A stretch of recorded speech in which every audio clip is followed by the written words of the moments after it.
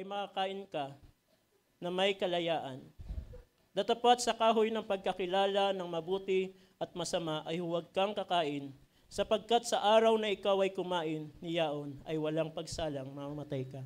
Ang Diyos sa magpala ng kanyang mga salita, tayo ay makakaupo sa umagang ito. Purihin ang Panginoon at isang privilege na makatayo sa inyong harapan upang magbahagi ng mga salita ng Panginoon. At sabi ko nga kay Pare Philip, ikaw na dahil last Sunday, sabi niya, ikaw nakatuka. At bagayon pa man, tulungan ako ng Panginoon ay may deliver, sama sa prayer na may deliver ko ng bagay na mainam. Alam nyo, kapag naghahanda ako ay napakasarap ng inspiration.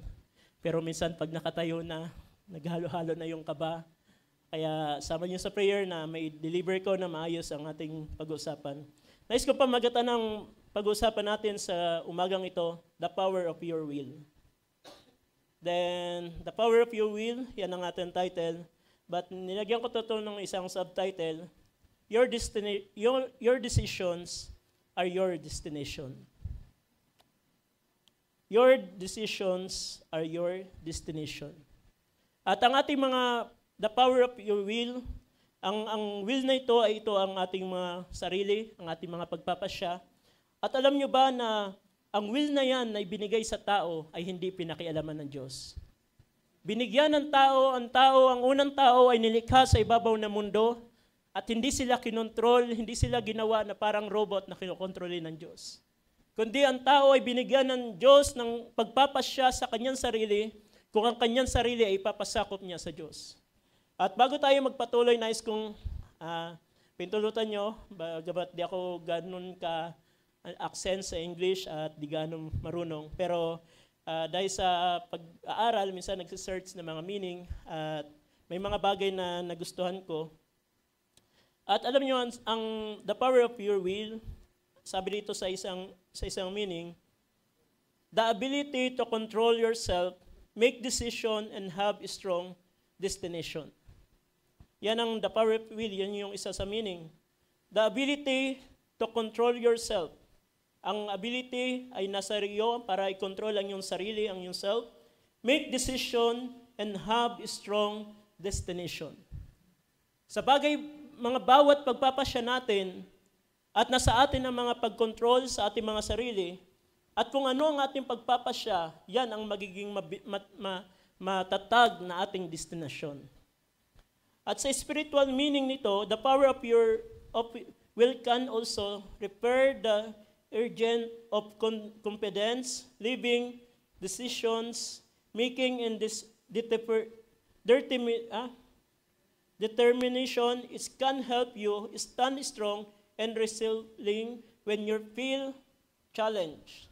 Ito yung napakaganda sa spiritual definition. Ang ating mga pagpapasya, ang willpower ay maaari ito magtumulong sa iyo at magbigay ng kalakasan sa iyo para makatayo at upang tulungan ka sa mga bagay na iyong pagdedesisyon. Yan ang meaning ng the power of will na nakita ko. Pero alam nyo, yung isa naman, the destination, ay yung subtitle natin na your decisions are your destination. Mayroon din ako nakita dito. Sabi niya, as you make decision, recognize that every decision you make is as a potential train with a destination. Yan ang ating mga, sabi yan, every decision you make is a potential train with a destination. Ng ating mga pagpapasya, mga kapatid, nanguhulugan ang mga decision na gagawin mo ngayon ay makaka-apekto sa iyong hinaharap. Ang bawat pagdesisyon natin ngayon ay may malaking impact kung ano tayo sa hinaharap. At tayo ay papasok na sa panibagong taon sa ating buhay at kung ano ang ating desisyon sa taon na nangyari ito, maaring ito maging impact sa darating na taon. Pero wag natin pahintulutan na dalhin natin sa panibagong taon. May panahon pa. At sabi doon, choose wisely. Lest you take the wrong road and up the wrong destination and never fulfill your potential as a masterpiece. Nakita nyo? Choice wisely, sabi niya. Sa ating mga pagpapasya, maging wise tayo. Choice wisely. Let's your take the wrong road. Kung ating pipiliin ng maling daan, ang katapusan nito at the wrong destination and never fulfill your potentials as a masterpiece. Alam nyo, ang mga maling pagpapasya natin, ang mga maling daan na ating pipiliin sa ating mga buhay, ay malaking epekto ito sa potential na mayroon ka. At bilang mga anak ng Diyos, brothers and sisters, nung tayo ay wala pa sa Panginoon, nagpapasya tayo ng mga bagay na kung anong gusto natin. Lumalakad tayo sa mga bagay na gusto natin. At ginagawa natin ang mga bagay na kung anong gusto natin dahil wala pa tayo sa Panginoon. Di pa natin alam ang kalooban ng Panginoon. Pero nung dumating ang kalooban ng Panginoon, binigyan tayo ng pagpapasya sa ating mga buhay. Anong gusto ng Panginoon? Deny yourself. Ang gusto ng Panginoon ay tanggihan natin ang ating mga sarili. At alam nyo, ang unang tao, ang paksa na, ang teksto na ating binasa, ito ang binigay na utos ng Panginoon. Sabi niya, at inutos ng Panginoon Diyos sa lalaki na sabihin sa lahat ng punong kahoy, sa halamanan ay makakain ka ng may kalayaan. Ano ang utos sa kanya? Sa lahat ng punong kahoy, malaya kang kumain. Pero sabi dito, datapwat, mayroon salita ang Panginoon, datapwat sa kahoy ng pagkakilala ng mabuti at masama, ay huwag kang kakain, sapagkat sa araw na ikaw ay kumain niyaon, ay walang pagsalang, mamamatay ka.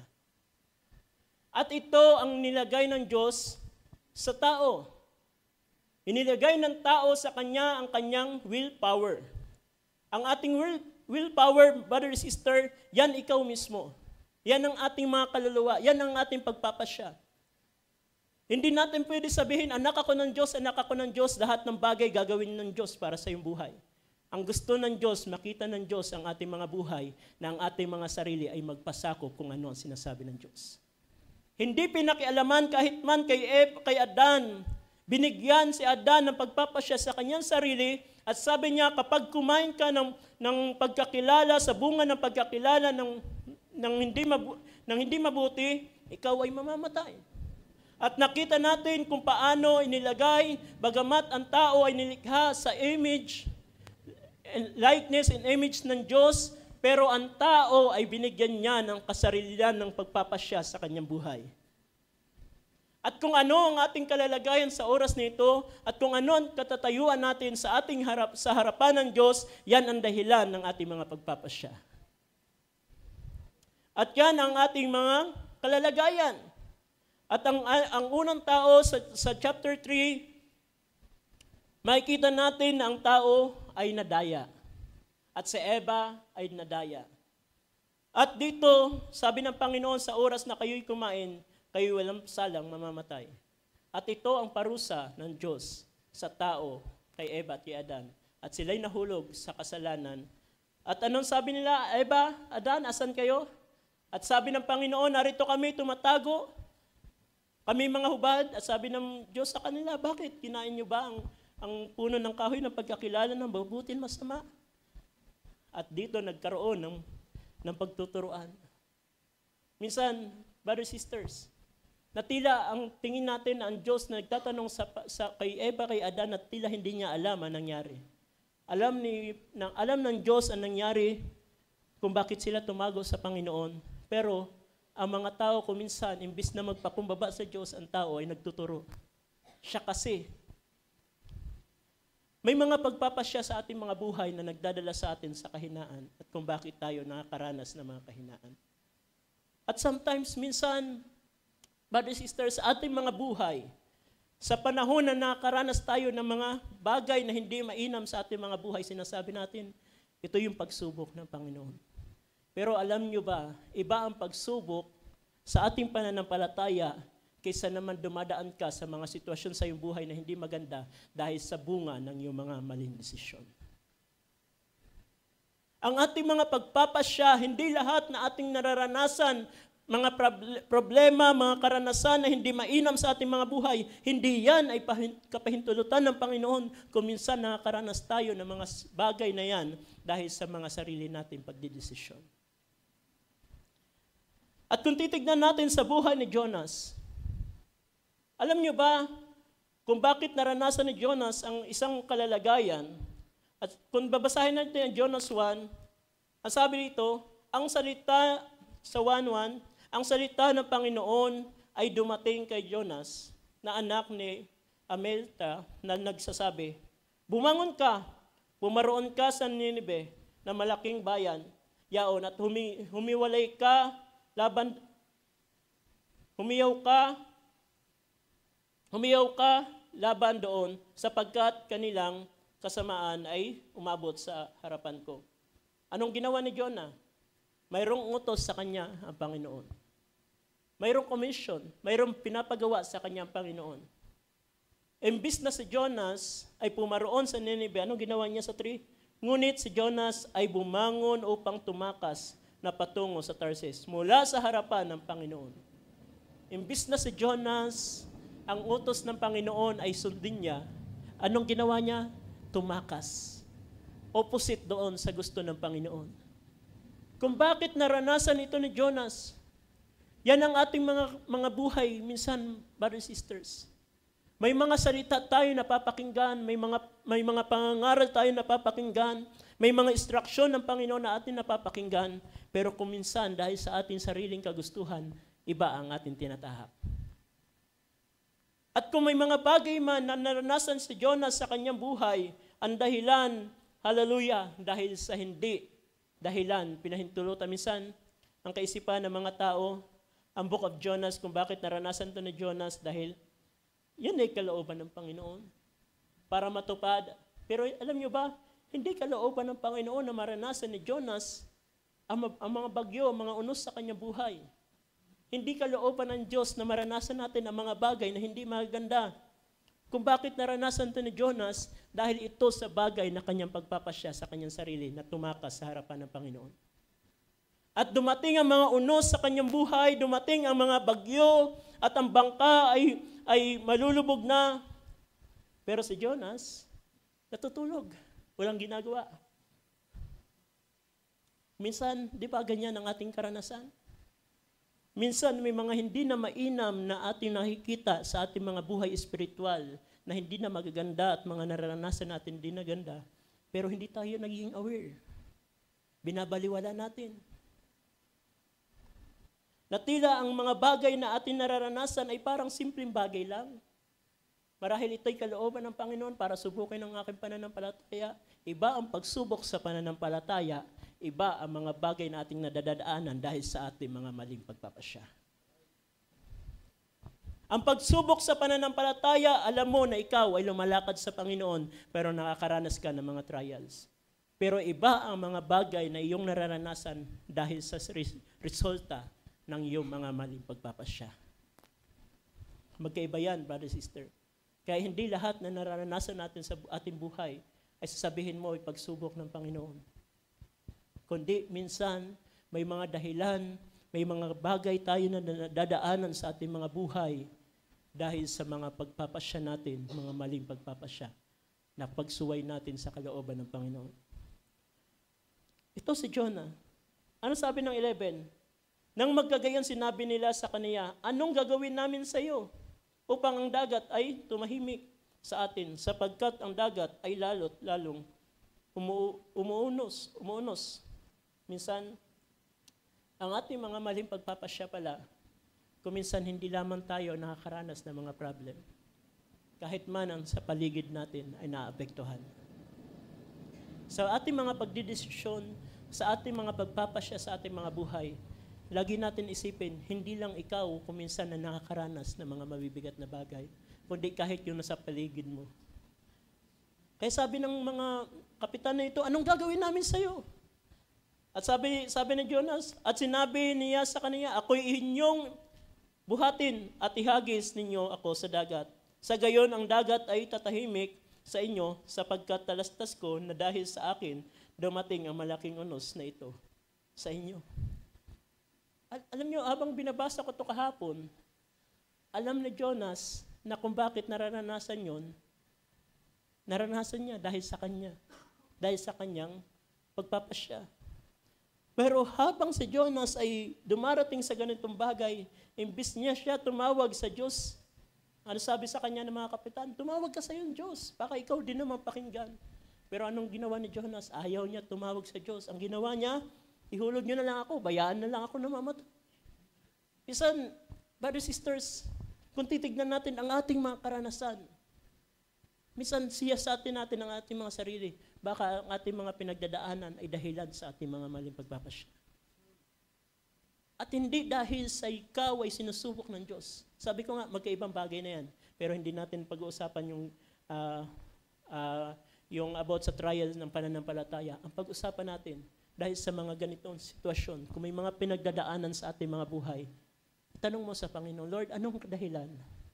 Pero ito, malinaw ka, Jonas, na ang nararanasan niya dahil sa pagsuway niya sa Panginoon, pero ang gusto pa niya, na mamatay na lang siya, itapon sa dagat.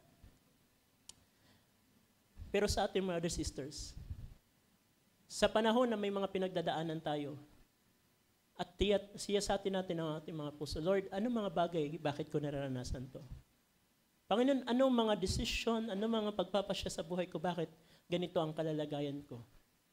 Baka may napabayaan tayo. Baka may mga bagay na hindi tama sa ating mga buhay na ating nagawa, resulta ng ating kalalagayan ngayon. At ang panibagong taon na darating, brothers and sisters, ano ang sitwasyon mo sa harapan ng Panginoon? Ano ang kalalagayan natin? Ano ang pinagdadaanan mo? Kung ikaw ay nakakaranas ng pagsubok, dahil sa pagsunod mo sa Panginoon, mainam yan. Yan ay label para ikaw ay tumaas pa. Pero kung ang iyong mga karanasan ngayon, alam mo sa sarili mo, may mga bagay ka na pinabayaan sa Panginoon, ang gawin mo, hanapin mo ang Panginoon. Huwag mong hayaan na magpatuloy ang ganyang sitwasyon dahil yan ay magpapaikot-ikot lang. Kahit sa panibagong taon, dadalhin mo ang mga kalalagayan na yan, pero kung alam mo sa sarili mo, aram natin sa ating sarili, may mga bagay sa ating mga buhay na hindi tama, bakit di natin idulog sa Panginoon? Si Jonas, hindi ganun ang kanyang ginawa. Maigi pa mamatay. Ihulog nyo na lang ako. Pero napakaganda, brothers and sisters, ang plano ng Panginoon sa kanya. Ang plano ng Panginoon na hindi mabibigo sa kanyang buhay. Marahil may plano sa atin ng Panginoon, di mabibigo yan ang plano ng Panginoon. Pero makakaranas ka ng mga hindi magandang karanasan dahil sa mga desisyon mo. Ano yan? Ang binasa natin, ang isang meaning, ang destination mo ay magpapakilala kung ano ang darating. Your decision is your destination. At kung ano ang magiging destination mo, yan ang kabuuan ng pagpapasya mo. At yan ang gusto makuha ng Panginoon. Ang gusto ng Panginoon, kunin niya ang ating mga sarili. Ibigay natin sa Kanya. Kahit man ang Panginoong Hesus, di ba? Ang ating Panginoon, siya'y anak ng Diyos, ay binigyan pa rin siya ng Diyos ng pagpapasya sa kanyang sarili. May mga pagtukso ang kaaway sa kanya sa Matthew 4. Kung ikaw ang anak ng Diyos, gawin mo tinapay ang batong ito. Pero nakatayo siya. Sa lahat ng mga pagsubok, nakatayo ang ating Panginoon. Pero sa last na sandali ng kanyang buhay, na siya'y malapit na ipako sa krus, sabi ng Panginoon sa kanya, sabi ng ating Panginoon, siya'y nanalangin ng hapis. Bakit? Mahirap talaga ibitawan ang ating mga sariling kalooban. At sabi ng Panginoon, Panginoon, kung maaari lamang wag mangyari sa akin ang bagay na ito, pero wag ang kalooban ko. Kung ang ating Panginoon ay may sariling, ang kanyang willpower ay lubusan niya ipasakop sa Panginoon. Pero ang napakaganda, nung maipasakop na ng ating Panginoon ang kanyang willpower, sabi niya sa mga alagad, halina kayo, handa na ako. Handa niya na harapin ang mga bagay sa kanyang buhay sa harapan niya dahil alam niya, hindi na siya sa kanyang sarili. Mayroong kalakasan na ibinibigay ang Panginoon. At ganoon ang ating mga karanasan, brothers and sisters. May mga bagay na ating nararanasan bunga ng ating mga maling desisyon. Kahit man si David, kung titignan natin si David, patapos na agad ang oras. Kaya sabi ko nga, hindi ko ito matatapos. Hindi ko rin naman ito matatapos talaga. Dahil habang pinag-aaralan ko to at ilang araw na din na habang nagbabiyahe ay ito yung nasa isip ko. Kaya medyo hindi natin matatapos to. Pero sa panahon ni David, si David ay may puso na kagaya ng Diyos, di ba? Siya ay may puso na kagaya ng Diyos. Pero si David ay tao pa rin na nagkakamali. Si David pa rin ay may sariling pagpapasya sa kanyang sarili. Kaya nga sabi ko, kahit tayo mga anak ng Diyos, binigyan ka pa rin ng Diyos ng kapangyarihan para mag-decision sa iyong sarili. At ang Samuel, 2 Samuel 11, kung atin titignan, alam niyo na ang kwento na ito, pero balikan natin at kunan natin ng isang aral. 2 Samuel 11, sabi dito sa tuna lang, at nang ito ay sa panahon na ang mga alagad ni David ay nasa pagkipagbaka, pero si David ay naiwan sa kanyang palasyo. At sabi sa to, at nangyari na sa kinahapunan na si David ay bumangon sa kaniyang higaan at lumakad sa bubungan ng bahay ng hari. At mula sa bubungan ay kaniyang nakita ang isang babae na naliligo at ang babae ay totoong napakagandang masdan. At nagsugo si David at nagpasiyasat tungkol sa babae at sinabi ng isa, hindi ba ito ay si Bathsheba na anak ni Eliam na asawa ni Uriah na Hittio? At nakita niya, pinasiyasat ni David. Alam ni David na may asawa si Bathsheba. Pero dahil si David ay hindi nakapagbantay, nagkaroon siya ng pagpapasya sa kanyang sarili.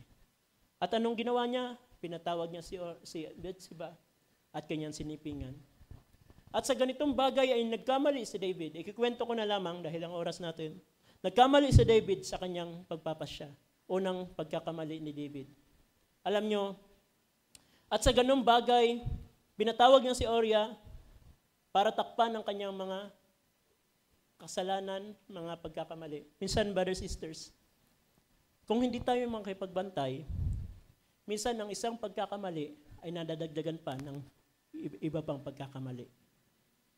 Minsan, ang ating mga pagkakamali ay gusto natin takpan, gusto natin itago. At sa parahan na ating gustong itago, nakakaroon tayo ng mga pagpapasya ng lalo pang nakakaroon ng mga damage sa ating mga buhay. At gaya ni David, gusto niya takpan, tinawag niya si Uriah. Sabi niya, Uriah, ang mga alagad niya ay nasa pagbaka. Sabi niya, tinawag niya at sabi niya, Uriah, umuwi ka, kumain ka, sipingan mo ang iyong asawa. Pero si Uriah na matapat, na lingkod ni David, sabi niya, hindi maaari na uwi ako. Pero yung mga kasama ko nakikipagbaka. Napakagandang decision ni Uriah. Pero si David, makikita nyo, gusto niya takpan ang kanyang pagkakamali. Gusto niya takpan ang mga bagay na kanyang ginawa upang hindi mahalata ang kanyang ginawa. Sipingan mo para kung may mangyari man, hindi kasalanan ni David, hindi may tuturo sa kanya. Pero nakita ko, napakaganda ng decision ni Uriah. Sabi niya, hahayaan ko ba na matulog, kumain, maging maganda ang sipingan ko ang aking asawa? Pero alam ko, ang aking mga kapwa-kawal na kipagbaka, hindi niya kaya. Ito yun, napakaganda, mother sisters. Kung ang iba nakikipagbaka, huwag mong hayaan ikaw ay magpahinga. Kundi makipagbaka ka, kagaya nila. At di siya umuwi. At sabi bumantang isang kawal kay David, si Uriah hindi umuwi sa kanila. Hindi nagkaroon ng unang plano ni David. Ang ginawa niya, inutusan niya si Uriah. Makipagbaka kayo. At sa panahon ng pakikipagbaka, iwan niyo si Uriah sa mainit na pagbaka, tumalikod kayo at bayaan niyo mamatay si Uriah. At nagtagumpay si David sa kanyang plano.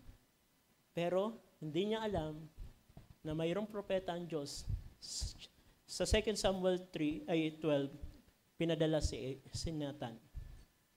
At siguro sinasabi ni David, safe na. Ang ginawa niya, kinuha niya si Bathsheba na kanyang asawa. At dito hindi na-discern ni David ang kanyang pagkakamali. Gusto niya itago ang mga pagkakamali. Sabi ko nga, brother, sister, minsan sa mga maling desisyon natin sa ating mga buhay, gusto natin takpan at nagiging resulta nito ay makapagpasya pa ng another na pagkakamali. At ito ang naranasan ni David. David may puso na kagaya ng Diyos, pero siya ay tao pa rin, may kahinaan. Pero alam nyo ba, sa ganung sitwasyon, nakita natin, pero sabi ko nga, kapag anak ka ng Diyos, magkamali ka man, itutuwid ka ng Diyos. Magkamali ka man, itutuwid ka ng Diyos. Pero brother and sister, wag natin laging isipin sa ating sarili. Basta ako ng anak ng Diyos, kahit magkamali ako, alam ko ang Diyos ay may tutuwid. No. Dapat makita mo pa rin ang iyong sarili at makita pa rin ng Diyos ang pagpapakumbaba sa ating mga buhay. Marahil nakakaranas tayo dahil sa mga sitwasyon, mga magpapasya natin sa ating mga buhay na hindi tama. Pero kinakailangan natin na makilala ang ating mga sarili na tayo nagkamali. Alam nyo, nung panahon na sinabi ni Nathan, ang sabi ni David, ang lalaki na yon, na gumawa na yon, ay kinakailangan mamatay. At sabi ni Nathan, ikaw ang lalaki na yon, at dapat siya mamatay. Pero si David, na ma-recognize niya, sabi niya, bayaan na mahulog ako sa kamay ng Diyos. Nagkaroon siya ng pagsisisi sa kanyang puso, at sa ganun bagay, hindi siya ipinatay ng Diyos. Bakit? Nakita ang pagpapakumbaba. At dito natin makikita, brothers and sisters, sa ating mga buhay. May mga pagpapasya, may mga bagay tayo na nagagawa, mga pagkakamali, mga pagkakasala. Pero kinakailangan mo ma-recognize, ano ba ang iyong pinagdadaanan? Ano ba ang iyong katayuan? At makikita natin sa ating mga buhay, ang ating mga sariling kagustuhan. Yun yung minsan matindi nating kaaway. Minsan natin, hindi ako makapanagumpay dahil ang kaaway. Sabi nga ng ibang mga ngaral, minsan lagi natin tinuturo ang kaaway kasi, ang kaaway kasi. Pero sabi ni Brother Branham, the mortal enemy is yourself. Ang totoo nating kalaban ay ang ating sarili. Ang kaaway, hindi mo talaga mapipigilan yan. Maglalagay talaga yan ng mga tukso, maglalagay talaga yan ng mga bagay na dahilan para ikaw ay may lihis ng Panginoon. Pero ang kinakailangan mo panagumpayan, hindi lamang ang kaaway, kundi una ang iyong sarili. Malubusan natin maipasubmit ang ating mga will sa Panginoon upang ang ating mga kagustuhan ay hindi na ang ating mga sarili. Kaya nga sabi ng Romans, puntahan natin ang Romans. Ito ay familiar verse din, Romans 7. Dito na lamang sa 21, alam natin ang Romans na to. At sabi niya na ang kautusan, na nakita niya sa kautusan sa kanyang sarili, na kung maggagawa siya ng mabuti, ay ang gusto niyang gawin ay hindi niya magawa, ngunit ang ayaw niya gawin ay kanyang ginagawa. At dito na lang sa 21, sabi ito, kaya nga nasumpungan ko ang isang kautusan na kung ibig kong gumawa ng mabuti, ang masama ay nasa akin. Diba? Minsan gusto natin gumawa ng mabuti, bakit may desire ka na gumawa ng mabuti? At sinabi dito, dahil ang masama ay nasa akin. Pero tayo nang wala pa sa Panginoon, ang ating mga ginagawa, lahat ay mabuti. Wala tayong lahat ng bagay ay mabuti para sa atin. Pero sabi ni Apostol Pablo sa 22, sapagkat ako'y nagagalak sa kautusan ng Diyos, ayon sa pagkataong loob. Minsan may kagalakan siya sa kanyang pantaong loob. Nagagalak siya sa kautusan ng Panginoon. Pero datapat nakikita ko ang ibang kautusan sa aking mga sangkap na nakikipagbaka laban sa kautusan ng aking pag-iisip at dinadala akong bihag sa ilalim ng kautusan ng kasalanan na nasa aking mga sangkap. Minsan yan ang ating karanasan. Mayroon dalawang nagtatalo. Nagagalak tayo sa kautusan. Nagdi-desire tayo na gawin ang salita ng Diyos. Nagdi-desire tayo na sundin ang kalooban ng Diyos. Pero kuminsan, nagiging failure tayo. Nabibigo tayo. Bakit? Dahil yung kasalanan na tumitira. At sabi niya, abang tao ako, sino ang magliligtas sa akin sa katawang nitong kamatayan? Sabi niya, kaaba-aba ang tao.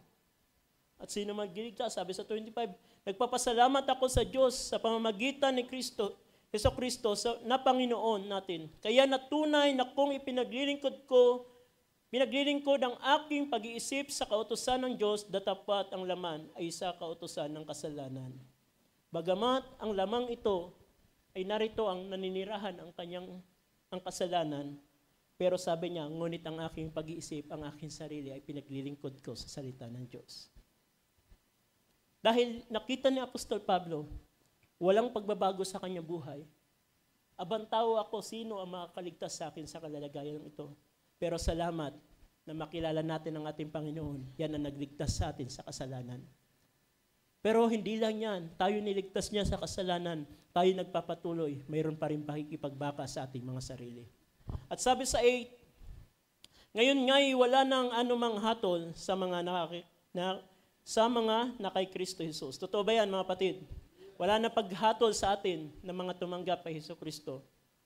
Wala nang paghatol, tayo iniligtas na ng Panginoon, pero sabi niyo, sapagkat ang kautusan ng Espiritu ng buhay sa kay Kristo Jesus ay pinalaya ako sa kautusan ng kasalanan at ng kamatayan.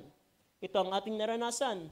Sapagkat ang hindi magawa ng kautusan na mahina sa pamamagitan ng laman, sa pagsusugo ng Diyos sa kaniyang sariling anak, na ng anyong laman sa larin, at dahil sa kasalanan ay hinatulan ng Diyos sa laman ang kasalanan. Sa pamamagitan ng ating Panginoon. Pero sabi dito sa 4, upang ang kahilingan ng kautusan ay matupad sa atin na hindi nangagsisilakad ayon sa laman, kundi ayon sa Espiritu. Ito ang kinakailangan na makita. Sapagkat ang mga ayon sa laman ay nagsisitalima sa mga bagay ng laman, datapot ang mga ayon sa Espiritu ay sa mga bagay ng Espiritu. Atin makikita ang dual nature ng isang tao. Nasa tao ang pagpapasya kung ano ang kanyang susundin sa kanyang buhay. Sabi niya, kung susundin mo ang laman, mamumuhay ka sa laman, mga sisitalima sa laman, mga bagay ng laman. Ang gagawin mo ang mga kagustuhan ng laman, mga pagpapasya, kasayahan ng laman. Madami tayong kagustuhan sa lamang ito. Maraming hinihingi ang lamang ito. Pero sabi niya, datapat ang mga ayon sa Espiritu ay sa mga bagay ng Espiritu. Dito natin makikita, ang tao ay mayroong dual nature. May buhay sa laman, may buhay sa Espiritu. Nandyan ang dalawang bagay, pero ang tao magpapasya. Ano ang gusto niya, ang buhay na makita niya sa kanyang buhay. Kung ang tao mabubuhay sa laman, lalakad siya sa laman, gagawin niya mga bagay ng laman, gagawin niya mga bagay ng laman at ang mga bagay ng mundong ito, siya'y lalakad sa mga bagay na yon. Pero kapag ikaw ay ilalakad sa Espiritu, ang lagi mong iniisip, Lord, ano ang nais mo? Ikaw ay susunod kung ano ang pag-akay ng Espiritu. Sabi ito, sapagkat ang kaisipan ng laman ay kamatayan, datapat ang kaisipan ng Espiritu ay buhay at kapayapaan. Ang buhay sa laman, brother, sister, yan ay panandalian lamang. Ang buhay sa laman, yan ay may katapusan, may hangganan. Ang mga tao, sabi nila, hallelujah, habang tayo nabubuhay, mag-enjoy tayo sa mundong ito. Sabi ng mga pasahero ko minsan, alam mo kuya, sa panahon natin ngayon, napakasama na. Marami na mga pagbabago, kaya ang kinakailangan natin gawin, magpakasaya. Enjoy natin yung mundo, ang ganda. Sabi niya, mayroon ako nasakay na isang lalaki na sabi niya, kaya ako, ang ginagawa ko ngayon, ini-enjoy ko ang buhay ko. Yun ang tao. Dahil sabi niya, pag nawala tayo, di naman natin madadala yan. Tama. Hindi naman natin madadala lahat ng bagay na kung ang tao man ay mayaman, sabi niya, hindi natin madadala yan, mamamatay tayo. Yan ang kaisipan ng sanlibutan. Pero hindi nila alam, ang pamumuhay sa laman ay mayroong katapusan. At ito ay papunta sa kahatulan. Pero ang pamumuhay sa Espiritu ay may buhay na walang hanggan. Sila na kay Kristo ay hindi na harap pa sa paghatol, kundi lumipat na sa kabuhayan. Kaya brother, sister, nasa atin mga pagpili, sa ating mga buhay, ano ang buhay na gusto natin maranasan. At sabi dito, sapagkat ang kaisipan ng laman ay pakikipag-alit laban sa Diyos, sapagkat hindi napasasakop sa kautosan ng Diyos ni hindi nga maaari. Ito yung kaisipan ng laman. Hindi siya nagpapasakop sa kalooban ng Diyos. Ang ginagawa ng laman, ginagawa niya ang kanyang kagustuhan. At sabi sa 8, at ang nangasalaman ay hindi makalulugod sa Diyos. Datapat kayo'y wala sa laman, kundi nasa Espiritu. Kung gayon tumitira sa inyo ang Espiritu ng Diyos, datapat kung ang sino man walang Espiritu ni Kristo, sila'y hindi sa Kanya. Ito ang dahilan, brother, sister, na kahit gaano man pabutihin ng tao ang kanyang sarili, pero kung walang Espiritu sa kanyang puso, siya'y hindi pa rin makapanagumpay. Pero salamat sa Panginoon, tayo na mga nabautismuhan sa ating Panginoon, tayo yung mga tumanggap ng Espiritu, bagamat mahina ang laman, pero mayroong kalakasan sa loob dahil sa Espiritu na nagbibigay ng pananagumpay sa atin. Bakit nakaka-realize ang Espiritu din naman nagpapaalala, nagtuturo, nagtutuwid sa ating mga buhay, na kung paano nagkakamali tayo, mayroong doon sa loob natin na nagsasabi, hindi tama ang ating ginawa. Hinahatulan tayo ng Espiritu sa ating loob. Bakit? Ayaw niya na tayo ay mapawalay sa Kanya. At kung minsan, mayroon ng pangungusap, ang tao ay nagmamatigas pa. Kaya kinakailangan ng ating mga willpower, ang ating mga sarili, ay lubusan na may pasakop kung anong gusto ng Panginoon. At kung si Kristo ay nasa sa inyo, ang katawan ay patay dahil sa kasalanan, datapat ang Espiritu ay buhay dahil sa katuwiran. At sabi sa 12, sabi sa 11, ngunit kung ang Espiritu ni Yaong bumuhay na maguli kay Jesus ay tumira sa inyo, ang bumuhay na maguli kay Kristo Jesus sa mga patay ay magbibigay buhay naman sa inyong mga katawang may kamatayan sa pamamagitan ng kaniyang Espiritu na tumitira sa inyo. Kaya nga mga kapatid, mga may utang tayo hindi sa laman upang mabuhay ayon sa laman. Kung ang Espiritu ang siyang tumitira sa atin at kung tayo tinubos ng Panginoon sa pamamagitan ng kanyang Espiritu at ng kanyang kamatayan, sabi niya, hindi tayo wala tayong utang sa laman upang mabuhay sa laman. Pinapakita niya, ang lamang ito kinakailangan magpasakop sa kagustuhan ng Espiritu. Hindi dapat ang laman, hindi dapat ang ating mga kalooban ang laging masunod sa ating mga buhay. Kinakailangan ng ating mga sarili ay nakapagpasakop doon sa Espiritu ng Diyos. At kung tayo'y mabubuhay sa ating sarili, sabi niya, kayo'y lalakad sa laman at ang pagkatapusan nito ay ang kamatayan. Kagaya ng pinili ni Eva at ni Adan sa panahon ng tao ay binigyan ng utos ng Panginoon. Malaya kayo kumain sa bunga ng pagkakilala na mabuti at masama. Pero sa puno na mabuti at masama, huwag kayong kakain. Dahil sa oras na kayo kakain yan, kayo'y mamamatay. At ito din naman ang ating kalalagayan, brothers and sisters. Inilagay ng Panginoon ang kanyang mga salita. Napapakinggan natin ang ating mga salita, nababasa natin ang salita ng Panginoon. Kung tayo mabubuhay dyan, pero kung ang ating gagawin ay mga bagay pa rin ng laman, ang kasunod niyan ay kamatayan. Pero salamat sa Panginoon. Sa unang tao, nung sila'y nagkasala, ang dawi ang kamatayan ay dumating sa kanila. Pero salamat sa Panginoon, sa kanyang biyaya, nagkakamali tayo pero tinutuwid niya tayo. Ang tao nagkasala, hinatulan ng kamatayan agad. At sa Old Testament, hallelujah, ang mga tao pag nagkakasala, nagkakamali sa kautusan, ang hatol sa kanila kamatayan. Pero salamat, tayo mga tao may hina, hallelujah, pero salamat sa Espiritu ng Panginoon na nagtuturo sa atin. Kung tayo lamang sa ating sarili, maaari na tayong hatulan ng ating Panginoon. Pero dahil ang Diyos ay may plano sa iyo, kinakailangan Kanya ituwid. Kailangan Kanya, hallelujah, bigyan ng salita para makabangon. Yan ang ating dahilan, brother, sister.